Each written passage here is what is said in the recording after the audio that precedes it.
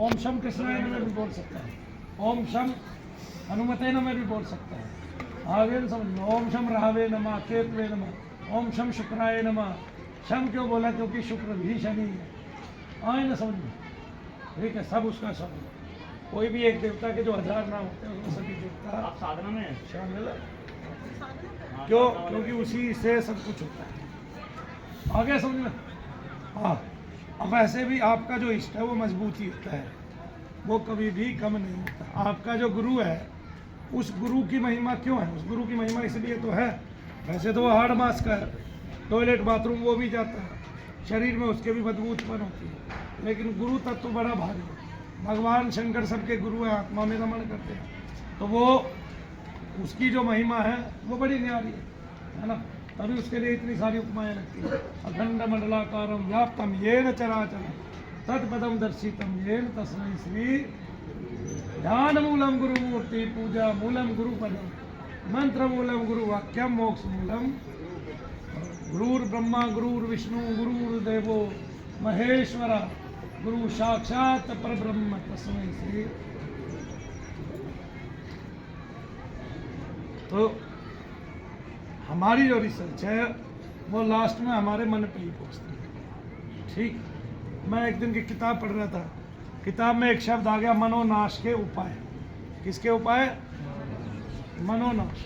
लेकिन मन का कभी नाश हुआ नहीं करता, वो विशुद्ध हुआ करता है, वो अपनी मूल प्रकृति में लौट आता है, क्योंकि इसकी मूल प्रकृति जो थी वो ईश्वर का अंश है। ठीक है, बाद में जो आपका मन ही है वही तेज है, वही आत्मा है। ठीक है, लेकिन चूंकि वो जड़ से मिल गया है इसलिए वो अपने स्वरूप को भूल गया। ठीक है, अलग कुछ है ही नहीं, भेद ही नहीं अलग। आत्मा में और मन में कोई भेद ही नहीं है। ठीक है, आत्मा और मन एक ही है, इसी तरह आत्मा और बुद्धि भी एक ही है, लेकिन बुद्धि जड़ से मिल गई है। लेकिन जब जड़ से विपरीत चलती है, उसी ईश्वर के सानिध्य की ओर चलती है, तब क्या होता है? तब हमारा विवेक जागृत हो जाता है। क्या जागृत हो जाता है? और विवेक ही जो है वो उसकी महत्ता देनी चाहिए। अपने विवेक को महत्ता दोगे तो मूल प्रकृति को पा जाओगे, अपने विवेक को महत्ता देगो तो ईश्वर को प्राप्त करो। और विवेक क्या है? विवेक ये है कि संसार में एक ईश्वर के स्वयं कुछ नहीं है दूसरा, सब उसी का अंश विरासता है सब में, और उसी का तेज विरासता है। इसलिए लोग कहते हैं कि हमें आत्मा का दर्शन क्यों नहीं होता। आत्मा थोड़ा ही ना कह रही है कि मेरा दर्शन मत करो, हम मानते ही नहीं। हम अपने आप को जब शरीर मान लेंगे तो आत्मा का दर्शन कहाँ से होगा?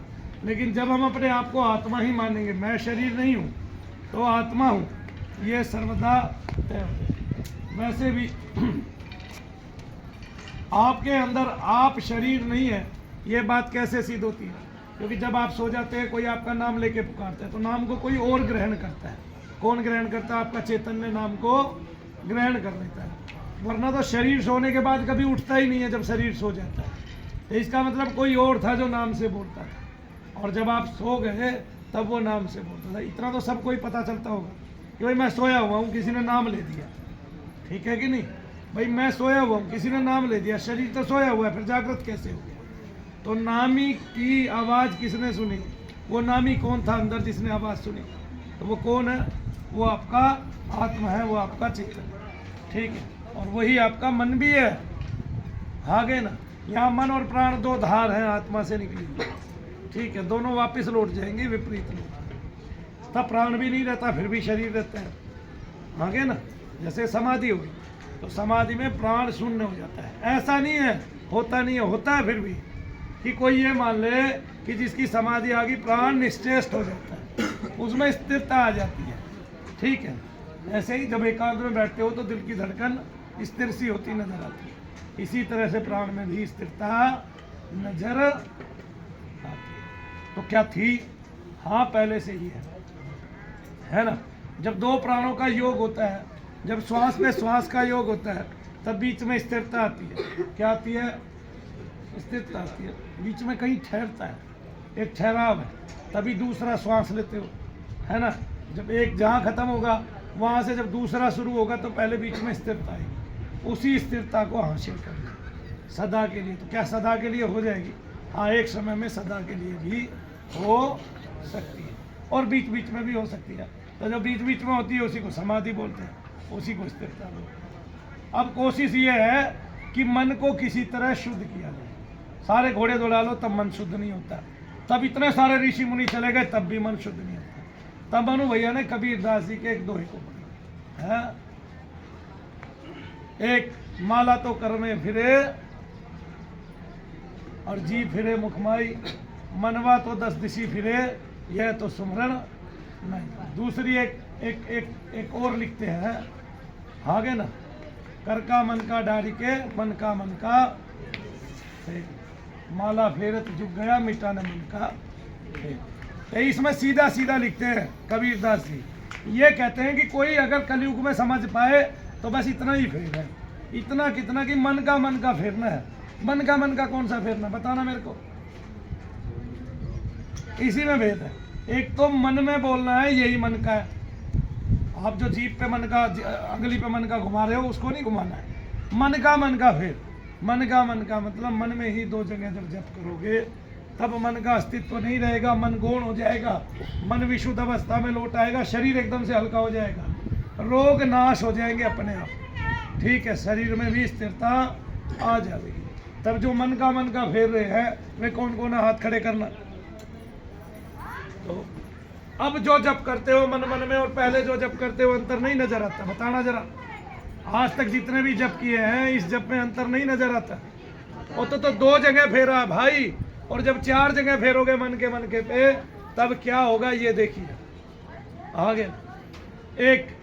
एक तो अगर आपको दिखे ना तो भी मन देखता है, क्या करता है, तो भी मन दिख, आंखें बंद की मैंने, मुझे नहीं दिख रहा, नहीं बाह्य मुझे कुछ नहीं दिख रहा, आंखें बंद कर ली, लेकिन मन से दिख रहा है। कैसे दिख रहा है कि मन से मैं भगवान शंकर को याद करके उसकी तस्वीर देख रहा हूँ, दिख रहा है। तो जब 2 जगह मन पे बोल दिया तो देखने में क्या दिक्कत है, साथ में बोलो भी और देखो भी, अपने गुरु को देखो अपने मन में, ठीक है ना। अब बोलोगे भी और देखोगे भी, तब क्या होगा, तब 1 जगह और आ गए आप, तब 3 जगह मन हो गया और 1 जगह आपका आसन हो गया, ठीक है। क्या जगह जप हो गया, 4 जगह जप हो गया। आगे समझ में, क्या जगह जप हो गया, ऐसे ही 6 जगह जप होता है। 4 जगह पार कर लो, तब जब मानसिक जप करोगे वो 6 जगह भी पता चल जाएगी। और जैसे ही जप करोगे अपनी इच्छाएं पूर्ति कर लोगे। अब कौन सी इच्छा पूर्ति करनी है ये तुम्हें पता है, ठीक है। गुरु ने तो तुम्हें छोड़ दिया, भगवान को ही चाहते हो तो भगवान मिलेंगे, ईश्वर को चाहते हो तो ईश्वर मिलेंगे, अपने आप को चाहते हो तो अपने आप को मिलोगे, ठीक है। अपने आप को ही मिलना सारा खेल है। बताइए, सारी दुनिया में जितने भी महात्मा है सब अपने आप से मिलते हैं, अपने आप से मिलते ही कह देते हैं हम ब्रह्मास्मि, मैं ही ब्रह्म। अपने स्वरूप को जानते ही कह देते हैं कि मैं ही ईश्वर हूँ। अपने स्वरूप को जाने बिना कह नहीं पाते, ठीक है कि नहीं। तो आपने आत्मदर्शन कर लिया, वही परमात्मा का दर्शन, आत्मदर्शन, ठीक है। लेकिन चीज़ों में निरंतरता होनी चाहिए। ये नहीं मैं 8 दिन की वो कराया अब तो मैं सबके भूत निकाल सकता हूँ, अब तो मैं, ठीक है, ऐसा करना। ऐसे में भी बहुत सारी अटकने 20 साल हो गए मुझे यही काम करते करते। अब एक लड़की हमारे लिए, ये नहीं कह रहा मैं जान का युद्ध बनी हुई है, लेकिन एक लड़की हमारे लिए भी अब पहलू है, ठीक है। वो जब भी हमारे पास आती है हमारे हाथों को झटकती है, फिर सामान्य का क्या हाल करती है, 5-5 आदमियों के काबू में नहीं आती, ऐसे ही फिर सामान्य का क्या हाल करती है। लेकिन जब का उस पर प्रभाव पड़ता है। जब मैंने पहले 2 दिन जब किया तब वो शांत हो गई, मेरे पास आके बैठने लगी। एक ही दिन ये प्रभाव रहा, फिर जैसे पीछे से कोई क्रिया खुल गई हो फिर वैसा ही निष्प्रभाव हो गया। लेकिन करत जैसे मैंने कल भी फिर जब किया, फिर एक दिन इसका लाभ हमें मिल जाए। तो एक दिन में कभी कुछ हुआ नहीं। और जहाँ ये मान लेते हैं हम पूर्ण हो गए, वहीं से फिर अपूर्णता नजर आने लगी। इसलिए ईश्वर से कहना है कि काम आदि मध्यम विस्तारा देव जला लगा। हमारी एक स्तुति है शनिश्चर, उसमें भक्ति के सारे भाव लिखे हैं। उसमें साथ में ये भी लिखा है कि आप भक्त की जो परेशानियां हैं उसको आप सुलझा सकते हैं, है ना। सब चीज़ें लिखी हुई हैं, किसी ने पढ़ा होगा, गौर से अर्थ करेगा तो समझ में आ जाएगा कि भक्त को क्या चाहिए और भगवान को भक्त को देना क्या है, ये भी सब लिखा हुआ है। और आखिरकार इस असाध्य कष्टों में हमें कैसे ईश्वर की शरण मिलनी चाहिए, हम ईश्वर से क्या चाहते हैं। बोलो जय श्री राम।